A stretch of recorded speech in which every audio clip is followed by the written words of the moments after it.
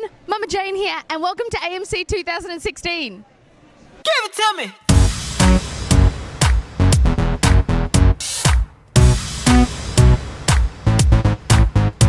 I met a boy last week trying to run that game. Made it sound so sweet when he say my name. I said, boy, stop, run that back. You can talk that talk, but can you play that sax? I met a boss last night buying out the bar. Said I could rack top down in his Jaguar. I'm like, boy, stop, run that back. You can drive all night, but can you play that sax? Baby, baby, I've been waiting for the one. Hi everyone, I'm here with Meri Amber, and we're going to talk about her latest album, Retro Sherbet. So what was your inspiration behind the last album? Well, I was born in the 90s. I am a kid of the 90s, and I very much enjoyed the decade and the music that came out of it. So I really liked kind of like the attitude and how everything was more silly and fun with a lot of songs. Things like Get a Job or whatever was big on the radio. It's not all deep and dark and things. And I don't know, I just really wanted to do something with that. And I thought I would revisit the 90s in a 90s themed album. And that is how I achieved this. And what was your favourite song to record on the album? That's a tough one. I don't know, because the entire album was actually recorded at the very start in a month.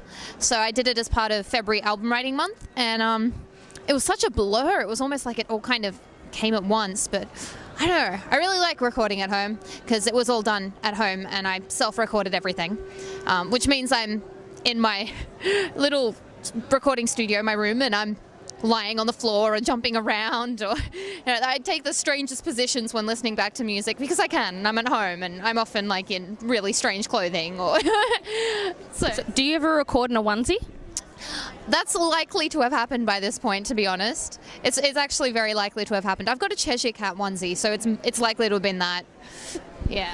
I run to work it out like Goku. Do you ever listen to your own music? I listen to my own music all the time, which is actually a little bit strange, but I guess if you're producing your own stuff and you're doing all the videos for it, you have to. And yeah, no, I do listen to my own music, and Work It Out Like Goku was a fun one to do the video for with all the workouts and everything, so I've worked out to my own workout song as well. Yeah, that was fun. That was fun. That's fine. I watch my own videos, so it's okay. It's cool. So when is your next album coming out? Is there anything in the works at the moment? Well, the next one that I'm hoping to have out is an EP. Because I started off with the Super EP, and it's more of a mix. The next two releases I did were both kind of concept albums, like 90s themed, and then the one before that was Pop Goes the TARDIS, which is Doctor Who themed. And so there's been all these songs that I've written in the meanwhile, and that I often perform in my live shows, and people will be like, what CD is that on? And I will say, it's not on one yet, because it didn't fit the 90s theme or the Doctor Who one. So I'm thinking of putting together an EP with a bunch of those sorts of songs and some other new ones. The first time I ever heard you sing this hilarious breakup song about not having anything to do but still being too busy to spend time with your ex. Can you please release that one so I can download it?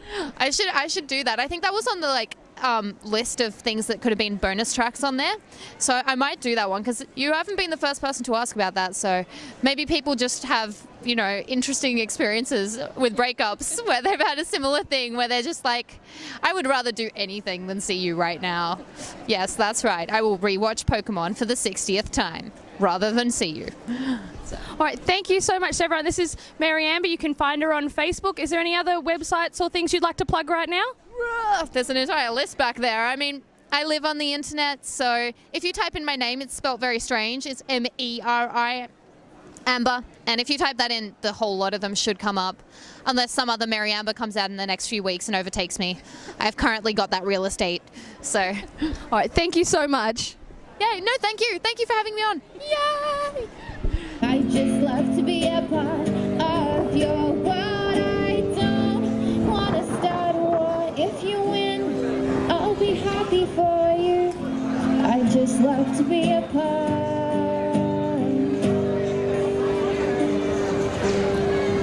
of your world too. To blow my mind. Baby, maybe you can get it if you got that thing I like. I need to stick around the way you change world stuff. The type of red hot love that got me freezing. 'Cause say you can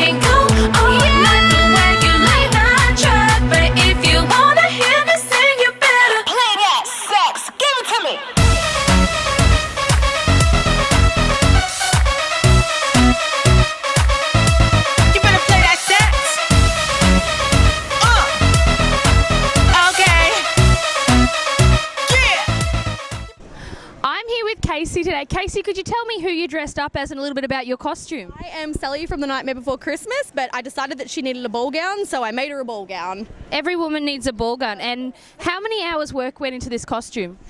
Too many, probably. If I was to give it a number, probably about maybe 30 hours. That's pretty. Did you go to work or did you just kind of do it all in one go, sort of thing? I did it in bits and pieces. I kind of procrastinated for a little bit and didn't want to finish the skirt, but when I did, I was quite happy it was over and done with. But the bodice proved to be more of a challenge, so I guess I did pretty well in the end. And how long did it take to sort of paint you up? We got up at 7:30 this morning. We were done by about 12. So that's including putting the costume on and putting all the layers on. So about 3.5 hours of painting and eyeliner and stuff. So my best friend's a makeup artist, so I'm lucky enough to just kind of go help, and she does it. So. Oh, well, you look fantastic. Thank you so much. Have a really great day. Thank you. You too.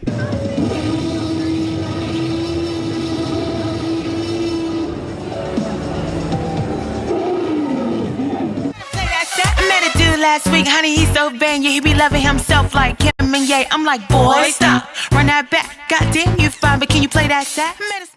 I'm here with Amity. Amity, do you want to tell me who you're dressed up as today? Yeah. Well, I believe Diablo. Amity Diablo. Yeah. Did Mummy draw your makeup on today? Yeah. Yeah. You look really, really good. Are you having fun today? Yeah. Huh? Yeah. Good. Do you want to wave to the camera? Say hi. Thank you. Do you do you want to do your fire? Yeah. Do you want to hold that? Yeah. You do the fire to the camera. Oh. Oh, you got me. You got me. Oh, thank you, sweetie. Can you shake my hand? Thank you so much. Say bye. I'm here with Simone, Nadia, Maya. And these are by far the prettiest princesses here all day. Now, you guys were just telling me you actually made all of these individually. What was the average time, do you think, that you put in them? I made these two, and I think they probably took, they definitely took like at least a week each in time. I think, yeah. In real time. Yeah, so this one's kind of been like a long work in progress. I started out with a very, very basic version of it, which was terrible. And so then like slowly added to it. I was like adding stuff last night to it. So I think like all up, I mean like, let's say it's like a year's work in progress, but it's like, I don't know, hours. And why princesses and the Good Witch? You go. I wanted to also have a big puffy dress like these girls. So you have the biggest and puffiest dress. I wanted a bigger and puffier and sparklier one. And so Glinda the Good Witch was my birthday present. Oh, that's such a lovely present. The best present. Tell her what a good friend she is. She is. My sister. Oh, what a good sister. She's even better. She has to love you. I can tell with all the makeup. And why Cinderella? Because she's a classic, and I always love Cinderella, and I always love like when she spins and she gets this dress on. I don't know, I just loved it. And Belle was always my favourite as a child because she had brown hair and I am naturally a brunette, so I was pretty into Belle. So why Belle? Belle's always been my favourite princess, like a massive bookworm, so she was my favourite for that reason, and she was always like really beautiful, and I loved The Beast as well. I think it was just one of my favourite Disney movies, so... Well, thank you guys so much. Do you guys have like a website or an Instagram that you want to plug while you're here, or...? Yeah, if anyone wants to like me on Facebook, it's Note Carefully at Facebook. And I'm Meri Cosplayers on Facebook as well. You're all right. You just get to wear. That's probably the best part. Yeah, well, we're going to actually get a close-up of this one in a second because the amount of work that has gone into this is amazing. But thank you so much, ladies. Have a great day. Smart ass dude, Mr. Know-it-all. Think you got floored down to the formula. I'm like, boy, stop, run that back. Pick a big IQ, but can you play that sax? Baby, baby, I've been waiting for the one to blow my mind. Baby, maybe you can get it if you got the thing I like. I need to stick around the way you chase round stuff. The type of red hot love that got me freezing. Cause say you can go all night the way you... Hi, I'm here with Alex from Level Up Dice. Could you tell me a little bit about your mini artist alley here? For sure. So we've been going around Australia looking for artists that do luxury dice accessories for the last 6 or so months, finding the artists and actually bringing their work to all the conventions, because a lot of the artists can only go to their convention in their city. So what we do is we grab the artist, we set it up all free of charge, so none of this is paid for by the artist or paid for by us. And then what's really important for us is we ask them to set our commission rate. So that way they can make sure they're getting enough money for what they need, and anything extra is great for us. But we're not here to make money off the artists. And we've got some amazing works as well. Oh, that's fantastic. What's your favourite piece in the range? So I am this is going to sound great, I love tentacles. So right behind you there, we've got Tentaculars. Cass is from Sydney, and she does amazing polymer clay tentacles that hold dice. And the first time we actually met her, we were at a convention in Canberra called Phenomenon, and she bought one of our dice. And the next day she comes in going, look what I made. And she brought this little tentacle with a dice, and I'm just like in awe, going, oh my God, you have to make more. And because of us, she now makes octopus that have one spot for every single dice of the 7. They're gorgeous. Oh, that's very cool. Well, thank you so much. I think it's great work what you're doing here. Thank you very much. My pleasure.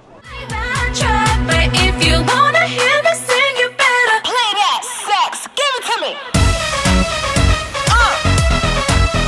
Okay. Yeah. You better play that sax. Okay. I'm here with Seb. Seb, do you actually work for Channel 9, or are you just a really good cosplayer? I wish I was that good. No, look, it's we're reporters. We're doing a story on the event, but if you're going to do a story on the event and you are a mild-mannered reporter, who else to go as but Superman? No one better than good old Clark Kent. I'm here with Matt Kyme, who's practically headlining AMC today. You're on every single brochure. How do you feel about that? That's a fair description. Nice to see you again, Mama. Lovely to see you again too. How do I feel about it? I feel like finally the world has understood the brilliance that I possess, and yeah, it's about time. Get on board. Really took them far too long to make you headliner, really. Fair enough, no problem. So I see you have a new book out called The Demon. Can you tell me a little bit about that one? Sure can. It's basically, I was trying to replicate my love of the Phantom. So I've got this sort of 1936 inspired story, very similar to the original Phantom stories, but I've also made it look like it's a 1980s Phantom comic reprint of a 1936 story. So I've tried to replicate the storytelling and the art style and the dialogue of like a really old school Phantom comic. So I'm guessing the Phantom is a big influence for you? The Phantom was the first comic I bought when I was about 9 years old, or even 8. I went into the shop. I had some older friends who were Phantom fans, so that was sort of an influence. I thought I was kind of cool to buy a Phantom comic. Took it home, loved it, bought every issue for the next 10, 12 years. And even when I started to get into Marvel and DC, the Phantom was always my secret favourite. Because the other kids at school liked they liked Marvel and DC more, and none of them collected the Phantom. But I secretly liked the Phantom a lot more. But I'd talk about Spider-Man to them, but go home and read my Phantoms. So rather than hiding the nerdy hobby, you hided a nerdier part of the nerdy hobby from other nerds. Yeah, like there's different degrees of nerdliness. Like there's mainstream nerd, but yeah, Phantom's like, yeah, because it's black and white, and like he doesn't have any superpowers. As a kid, you kind of think that's kind of lame, but that's what I liked about him. That he was just like a normal guy, and he used his wits, and he was strong, and he was like a good guy as well. Like, Wolverine and these characters were coming out, and Punisher, and everyone's getting killed, and there's gore everywhere. But the Phantom, like, if you mess with him, he'll just punch you in the face, and that's it. And so my last question is, what is the best piece of advice your mother ever gave you? Don't go into public toilets with bare feet. That is wonderful advice. Your mum is a smart lady. No, she never said that. Okay, best. All right, if we have to edit this out, Mum will be upset. It's okay, we can blip it out. My mum is very disappointed with the amount of bleeps I use, so it's okay. Well, my mother always said I could be anything I wanted, so I became a disappointment. I feel that. I feel that. But yeah, she told me to sit down and shut up. So pretty standard advice from your mum. Nothing too out there. Look, my mother did a wonderful job. Your mother certainly did do a very good job. I'm a pretty well-adjusted guy.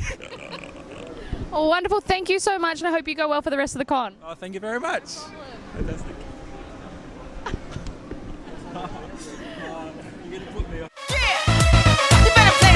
No fancy cars or bass guitars. Fellas in sweet smoking on cigars. Those little boys making all that noise, but you ain't gonna steal the show.